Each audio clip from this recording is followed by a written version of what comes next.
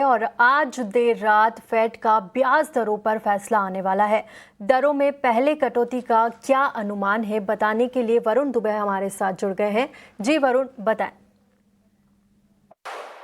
देखिए, फाइनली 2.5 साल के अंतराल के बाद यूएस के मार्केट में फिर से एक बार आपको ब्याज दरों में कटौती देखने मिलेगी। जनवरी 2023 ये वो समय था जब पिछले बार फेड ने रेट कट्स किए थे और उसके बाद अब सितंबर की पॉलिसी में 25 बेसिस पॉइंट के आसपास का रेट कट हो सकता है।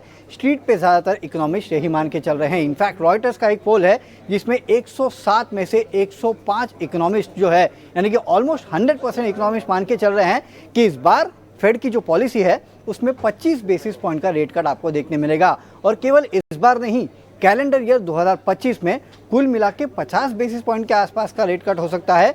रॉयटर्स के पोल में 60% के आसपास के इकोनॉमिस्ट जो है वो ये मान के चल रहे हैं और कुछ तो ये भी कह रहे हैं कि 2026 में भी आपको ब्याज दरों में कटौती देखने मिलेगी।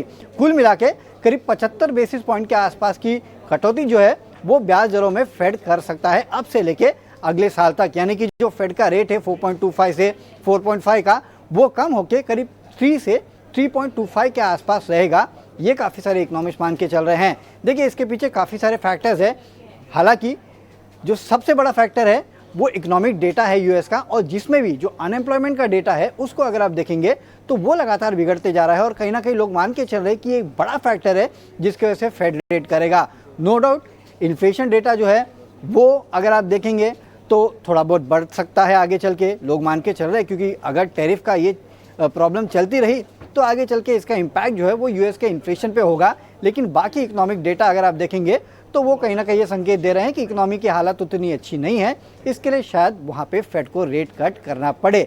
तो फाइनली लंबे अंतराल के बाद इस बार आपको फेड की तरफ से एक रेट कट देखने मिलेगा 25 बेसिस पॉइंट इस बार, और आने वाली पॉलिसीज में ये रेट कट का सिलसिला जो है वो जारी रह सकता है।